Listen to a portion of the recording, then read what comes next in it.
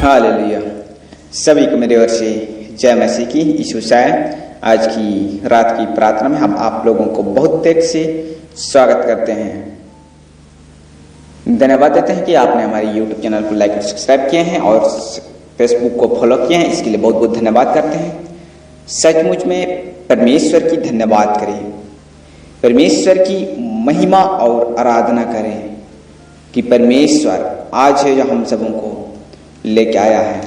आज रात में परमेश्वर ने आपको संभाल के रखा, दिन भर में भी संभाल के रखा, जो अभी तक आप जीवित पाए जाते हैं। सचमुच में परमेश्वर की धन्यवाद हो, परमेश्वर की स्तुति हो, परमेश्वर की महिमा और आराधना करें।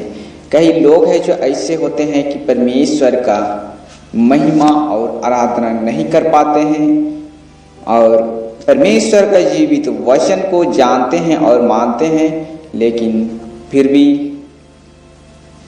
परमेश्वर की आराधना को नहीं कर पाते हैं। ऐसे समय में परमेश्वर हमारे बीच में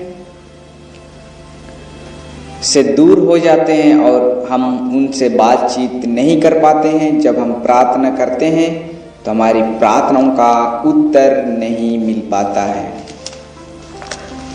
कितने लोगों को समझ में आ रहा है मेरी बातों को? सचमुच में जब हम प्रार्थना करते हैं तो हम प्रार्थना के द्वारा से हम परमेश्वर को अपने दिल की गहरे दिल से बातचीत कर सकते हैं और परमेश्वर को अपने दिल की बातों को बता सकते हैं कि हम प्रार्थना करें तो हम परमेश्वर के सम्मुख में अपने आप को घुटने टेके। सचमुच में जब हम परमेश्वर के सम्मुख में हम प्रार्थना करते हैं, चाहे दुहाई देते हैं, तो परमेश्वर हमारे प्रार्थना को सुनता है कि हमारे शत्रुओं को भगाता है, जो हमारे विरोध करने वालों को, जो हमारे जीवन में नष्ट करने के लिए योजना को तैयार बनाता है, उस चीज़ों को दूर करता है। प्रार्थना के द्वारा से हम अपने दिल की बातों को परमेश्वर को बताते हैं और उन प्रार्थना के द्वारा से ही हम आशीष को प्राप्त करते हैं। जब हम प्रार्थना करते हैं तो जब हम अपने लाइफ में, अपने जीवन में हम प्रार्थना करते हैं तो हमारे दिल के अंदर में जो दुख विपत्ति है वो चीज़ हमारे जीवन, हमारे हृदय से बाहर हो जाते हैं, बाहर चले जाते हैं, क्योंकि परमेश्वर हमारे जो प्रार्थना को सुनता है और आपका प्रार्थना को भी सुनता है। तो इसलिए जो आप अपने दिल की बात है जो अपने हृदय में दबाए हुए रखे हैं, उस चीज़ों को से आपको हल्का महसूस करने लगता है जब आप प्रार्थना करते हो। अगर आपका जीवन में प्रार्थना नहीं कर पाते हैं, चाहे वचन तो पढ़ते हैं लेकिन प्रार्थना नहीं कर पाते हैं, ये चीज़ कई लोगों के बीच में होता है और प्रार्थना नहीं कर पाते हैं, केवल चर्च जाते हैं और जाके आ जाते हैं और फिर से बाइबल पुस्तक को रख देते हैं, जहाँ पर भी रखते हैं, चाहे अलमारी चाहे कहीं पर भी रख देते हैं, तो हफ्ता में एक बार उसको ले जाते हैं।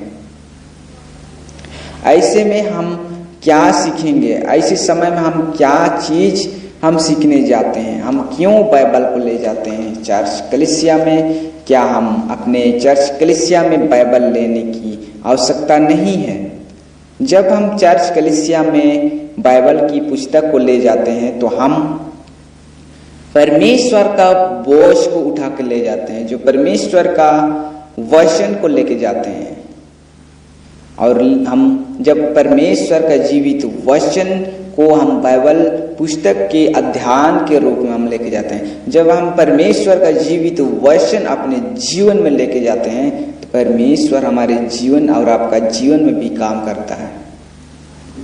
कई लोग ऐसे होते हैं कि बाइबल को छोड़ देते हैं और ऐसे ही चले जाते हैं। ये चीज़ क्या है? परमेश्वर हमारे जो व्यवस्था को दिया है कि परमेश्वर मेरे इस पुस्तक के द्वारा से परमेश्वर से बातचीत कर पाए और प्रार्थना करें, लेकिन हम पुस्तक नहीं लेके जाते हैं, बाइबल की किताब को नहीं लेके जाते हैं और दूसरे चीज़ों को लेके जाते हैं। ऐसे में तो परमेश्वर हमारी जो व्यवस्था है उसको नहीं बनाना था कि हम बाइबल को नहीं लेके जाते हैं। ऐसे लोगों से परमेश्वर वह भी आशीष देंगे। सचमुच में परमेश्वर का धन्यवाद हो कि आज की सुंदर रात के लिए हम आपसे दुआ करते हैं। पर प्रभु जी हम आपसे प्रार्थना करते हैं कि आज के सुंदर रात में प्रभु हर एक लोगों को तू संभाल रखना, सुरक्षित रखना पिता परमेश्वर। कल नया दिन देखते हुए आपकी महिमा और आराधना करने पाए।